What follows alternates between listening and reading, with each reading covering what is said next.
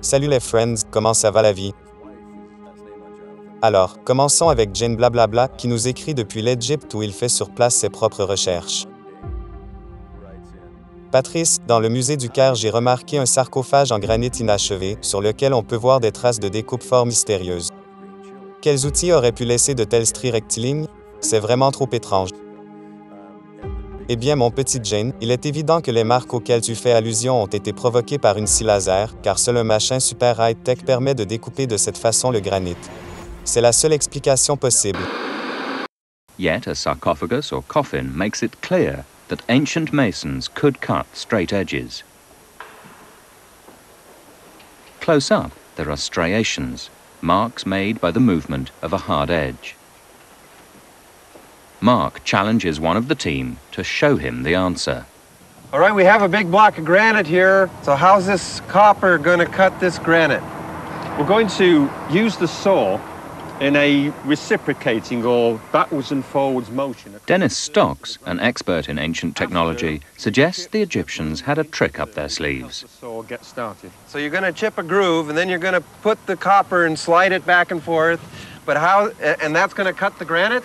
No, Mark. Even with teeth, the copper alone is too soft. Okay, well, what is actually going to do the cutting? It seems to me that copper is just going to blunt on granite. I can't believe it's going to cut the stone. We're going to put sand inside the groove, and we're going to put this saw on top of the sand, and then let the sand do the cutting. All that needs to be done is to move the saw backwards and forwards in a nice, steady motion. You don't want to lift it up and get those grains in there? No, they'll work themselves in as it goes. Yellow? Okay. Yeah. That's it. Now the stone weights at each end of the saw are putting the load onto the sand and causes the cutting. The crystal is forced to score a groove in the stone. So the copper is only guiding the sand's doing the cutting. Right. Now, Dennis, will we see any progress in our lifetime? Yes, if you came back in an hour's time, you would see about a 4 millimeter cut down into the stone. You're kidding. In an hour, you'll be 4 millimeters down? Well, I've been doing a lot of experiments, and I can guarantee that this will cut through the stone at about 4 millimeters an hour. When it comes to proving he's right, there's no holding Roger back. The sawing went wonderful once we switched over to using water with the sand. As you can see here, we achieved this in just a few days. Both methods work, and both produce the same pattern of etched lines as in the old tombs. Проходите.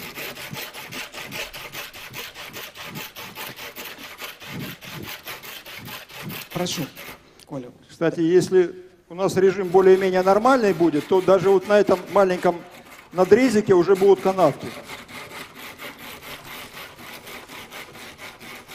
Те самые волшебные. Ты уже убрал? На направляющую не убирал. Желательно прижимаете, не просто вот по воздуху. Не обязательно сильно.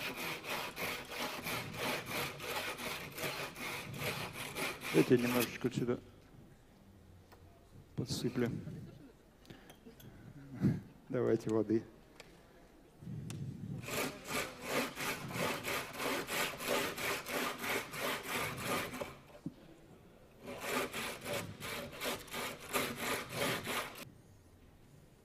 Надо протереть, наверное, тряпочкой. Ну, я вот показываю так, пока... А то окуну в ведро, скажу, что ты там его подменил в ведре. Ну, сейчас давайте я промою его. Так, это нужно больше на... Тут надо посмотреть, если получились ли у нас бороздки, но сейчас не знаю, видим. А дайте нам посмотреть, он не Пожалуйста. показывает ничего. Ух ты, отлично. Может?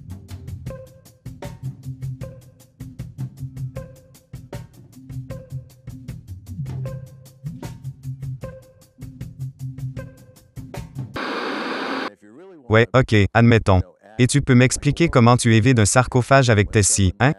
Creuser un trou dans le granit, c'est absolument impossible sans laser et autres outils modernes. Impossible. L'être humain aime faire des trous un peu partout depuis la nuit des temps. Au Paléolithique, déjà, l'homme perforait couramment des coquillages, des os ou bien encore des dents, notamment pour en orner ses colliers ou ses bracelets. Ces objets étaient généralement percés à l'aide de pointes en silex que l'on faisait tourner. L'extrême dureté du silex, 8 sur l'échelle de Mohs, lui permet d'attaquer les pierres les plus dures. Les techniques de forage ont fait un bond en avant avec l'adoption de l'arc, permettant une rotation beaucoup plus rapide. Aujourd'hui encore, certaines tribus continuent d'utiliser cette technique, comme par exemple en Inde, à Cambay. À la révolution du néolithique, les artisans commencent à utiliser en complément des matériaux abrasifs, comme par exemple le sable, pour pouvoir travailler les pierres dures plus efficacement.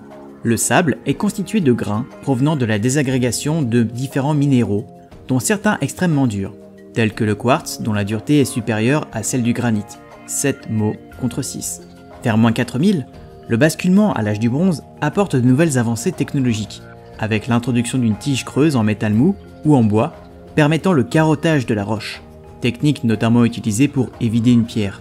Le cuivre était souvent utilisé pour produire le tube. Ce métal mou était facile à travailler et une fois usé pouvait être martelé puis réutilisé, contrairement au bois.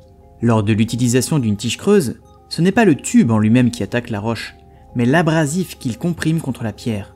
Les grains de l'abrasif sont de taille hétérogène et se répartissent par paquets, laissant derrière leur passage des rainures concentriques caractéristiques de cette méthode. On retrouve le même type de sillon, cette fois perpendiculaire à la coupe, lors de l'utilisation d'une scie associée à de l'abrasif. En plus du sable, les artisans de l'âge du bronze se mettent également à utiliser de l'émery ou du corindon en complément dans la mixture d'abrasif, ce qui rend celle-ci encore plus efficace sur les pierres dures. Le tube de forage pouvait également être enduit de cire afin d'accrocher plus efficacement les particules abrasives et augmenter ainsi encore davantage les performances. Une fois les sillons creusés par le tube, on retirait la partie du milieu de la roche laissée intacte pour achever la réalisation de l'orifice. Les mystérieux cylindres rayés retrouvés par les archéologues ne sont donc que les déchets engendrés par cette technique. Les Égyptiens utilisaient notamment cette méthode pour évider les sarcophages et dans la création de certains vases. Afin de corroborer l'hypothèse des techniques de forage, l'archéologie expérimentale pratique régulièrement des expériences sur le terrain et en laboratoire. Il s'agit alors de reconstruire à l'identique des outils selon les méthodes et les matériaux d'époque pour les éprouver in situ. En 2003, l'archéologue Denis Stock publiait un ouvrage présentant les résultats de 30 années à expérimenter les techniques de travail de la pierre, des métaux et du bois dans l'Égypte antique. En se basant sur de nombreux éléments archéologiques, il a reconstitué les outils supposés de l'époque, puis a démontré l'efficacité de cette méthode. En 2014, l'archéologue française Élise Morero se lance elle aussi dans la reconstitution des techniques antiques de fabrication de vaisselle en pierre. En effet, les déchets cylindriques n'ont pas été retrouvés uniquement en Égypte, mais dans toute la région méditerranéenne. En plus de tubes en cuivre, elle testa également l'efficacité des tubes en roseau enduits de cire.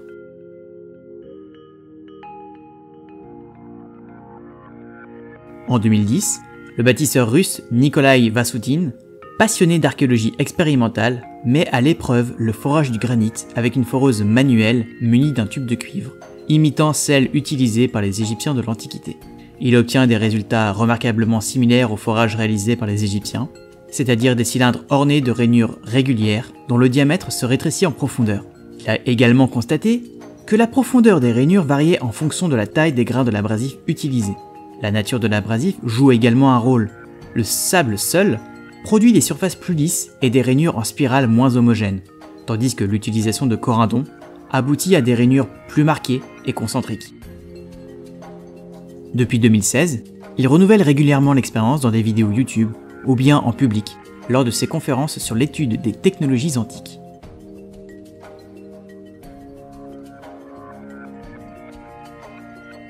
Les vestiges archéologiques, couplés aux expériences de terrain, nous permettent de comprendre comment, avec des moyens souvent rudimentaires, l'homme a su faire preuve d'ingéniosité pour élaborer des objets et des monuments qui continuent, aujourd'hui encore, de nous fasciner.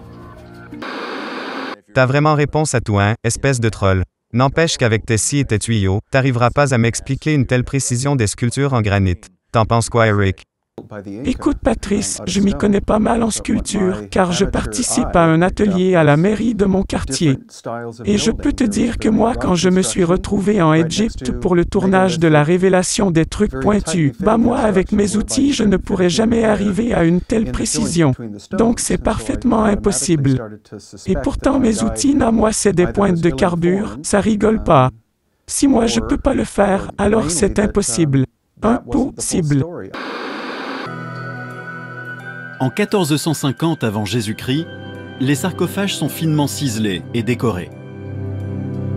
Celui de Toutankhamon est en quartzite. En Angleterre, à York, dans la plus grande cathédrale gothique du nord de l'Europe. Une équipe de 25 tailleurs de pierre et sculpteurs rénove l'édifice. Dennis Stokes, archéologue expérimental, leur a proposé un défi. Quand on observe de près, le style semble naïf, mais ça demande un sacré savoir-faire. C'est vraiment superbe. C'est un véritable chef-d'œuvre. Dave Willett, sculpteur, a choisi de reproduire le visage de la déesse Isis présent sur le sarcophage. Dave a l'habitude de travailler le calcaire. La question est de savoir comment traiter le quartzite, l'une des roches les plus dures au monde. Il utilise d'abord un de ses burins en acier. Ça marche, oui. C'est efficace. Je peux m'en servir. Oui, mais... C'est vrai qu'il va s'user rapidement. Puis il teste un burin fait de bronze, matériau qu'utilisaient les Égyptiens.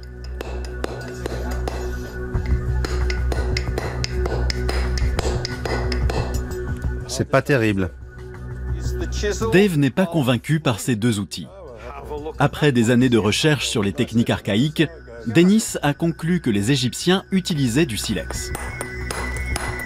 C'est bien plus efficace que le bronze. Ça semble fonctionner.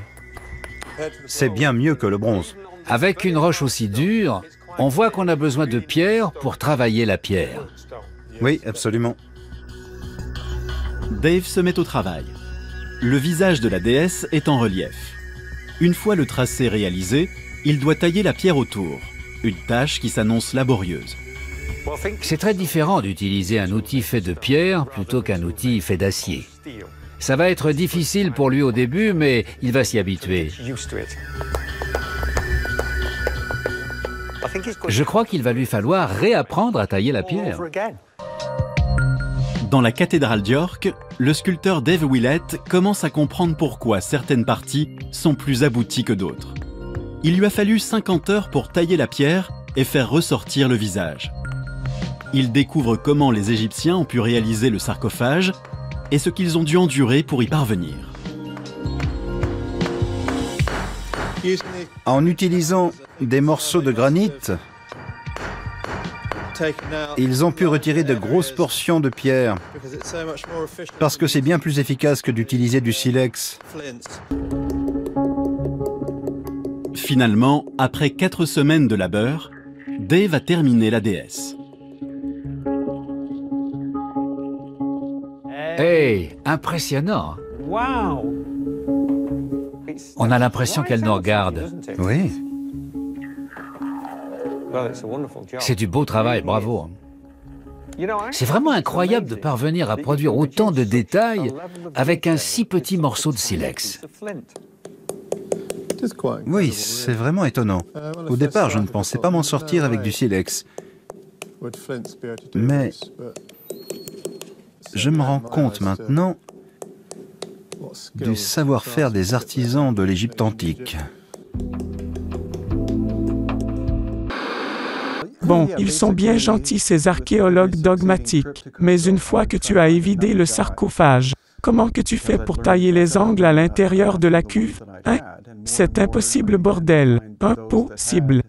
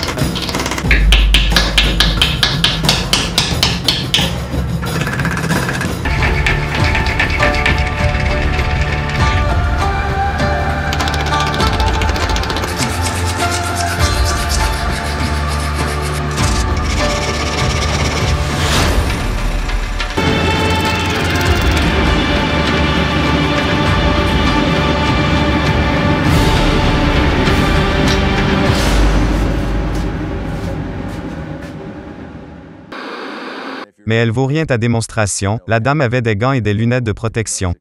Autre question de Jane blablabla. L'autre jour dans la carrière d'Aswan, ma cousine a tenté de reproduire un obélisque avec des boules de dolérite comme que c'est qu'elle nous explique la science officielle. Et bah au bout de 3 coups il se passait toujours rien. Faut-il croire en ce que nous racontent les archéologues dogmatiques? Bien sûr que non. Il est évident que l'obélisque inachevé d'Aswan a été réalisé à l'aide d'une sorbetière géante. Les boules de dolérite sont absolument inefficaces.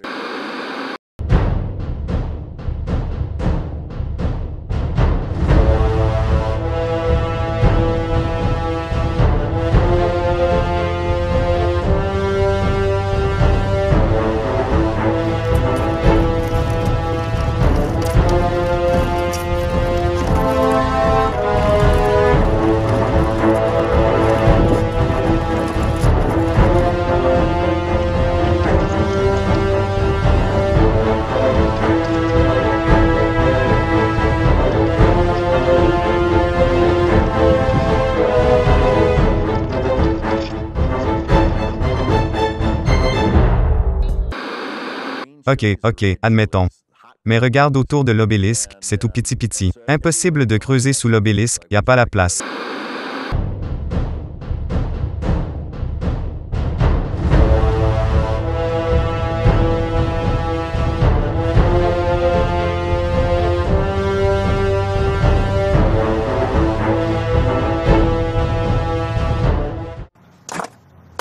The Egyptians sit like that.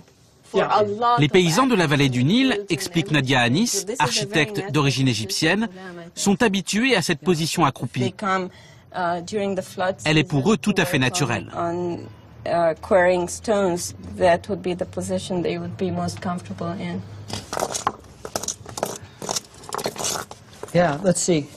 En une demi-heure, Kevin a produit une petite quantité de poussière de granit. Pour en savoir plus, l'équipe retourne au bureau de la mission pour une simulation du travail des ouvriers des pharaons.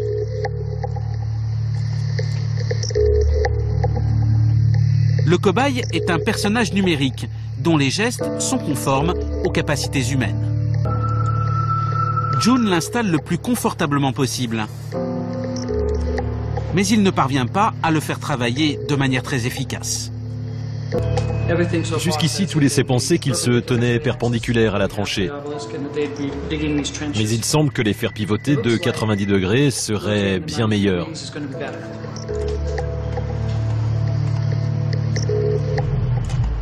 Ça semble être une meilleure position. Le personnage, s'il n'est pas courbé, gagne 10 cm pour manier son outil.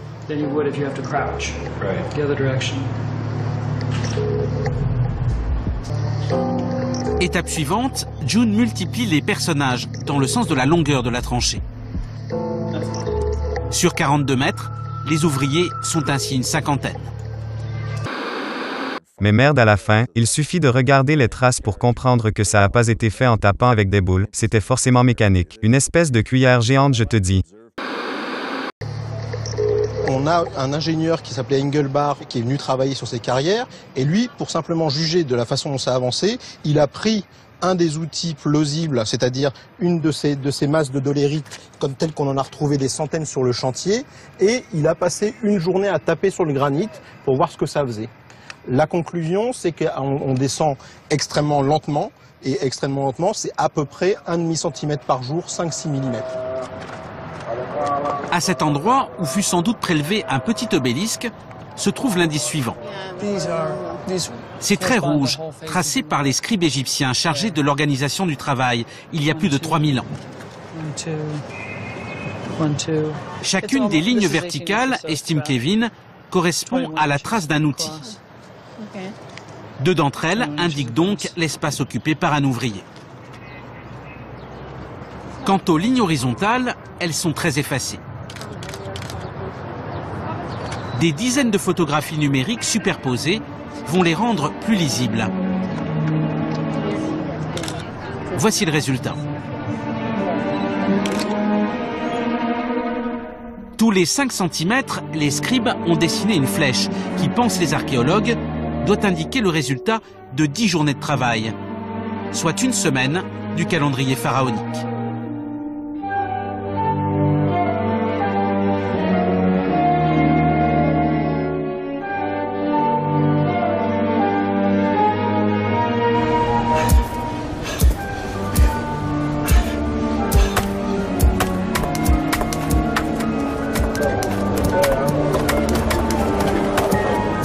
raison de 1/2 centimètre pour 12 heures de travail, il faudra donc 1 an et demi aux ouvriers pour qu'ils parviennent à creuser des tranchées de 3 mètres de profondeur. Une année de travail supplémentaire et l'obélisque inachevé aurait été terminé, puis acheminé plus au nord, vers les grands temples pharaoniques, pour être offert à la divinité. Ben voyons, avec tes boules il aurait fallu 1000 ans pour extraire un obélisque.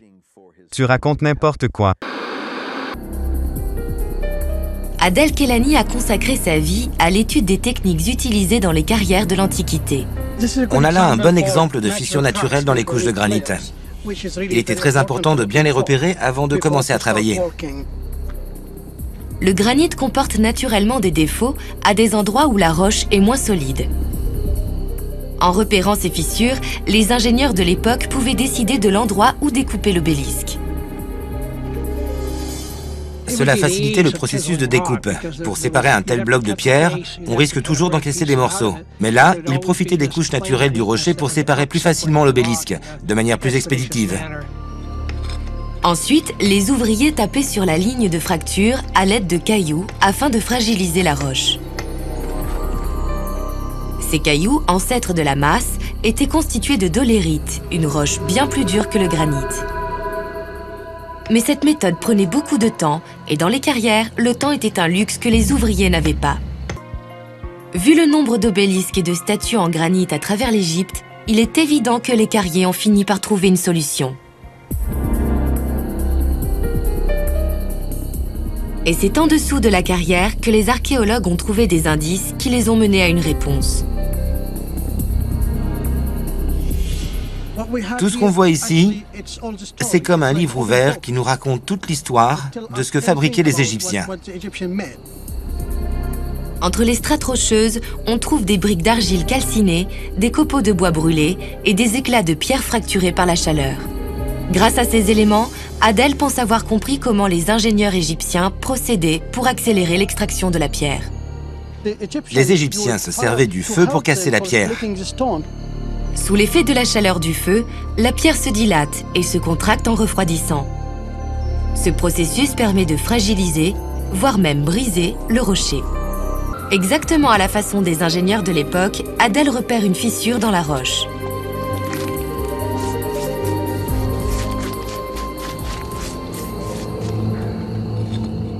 Les briques d'argile retrouvées près de l'obélisque inachevé indiquent que les Égyptiens construisaient un mur pour contenir et contrôler le feu.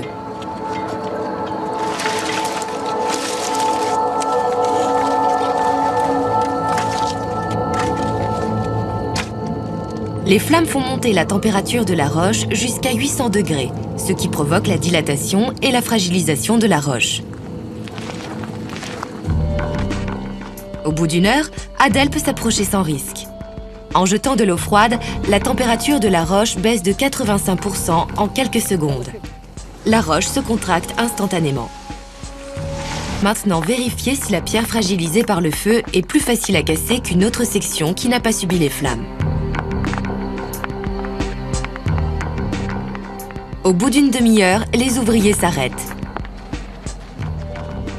Sans le feu, l'action des ouvriers n'a eu que peu d'impact sur la roche.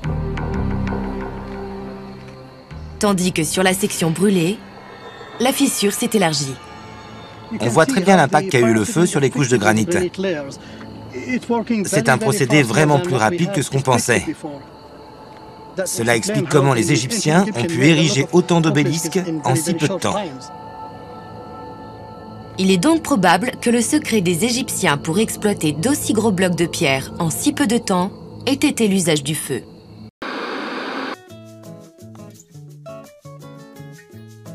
On se retrouve très bientôt pour de nouvelles questions sur les mystérieux mystères de l'univers.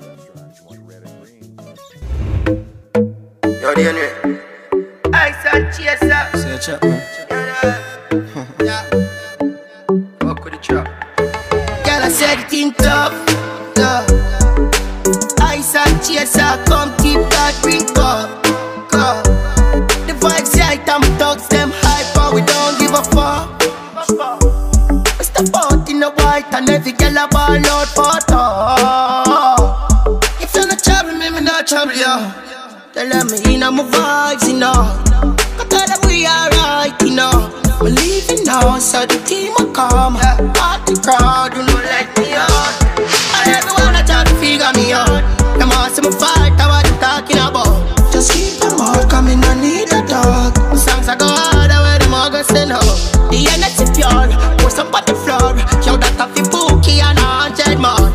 Let's fuck up the club, dog, we making a toast. We fixing them all, tell them we winning and all. One of the most exquisite around. Me young and defensive, was me not give a fuck, I'm a pro.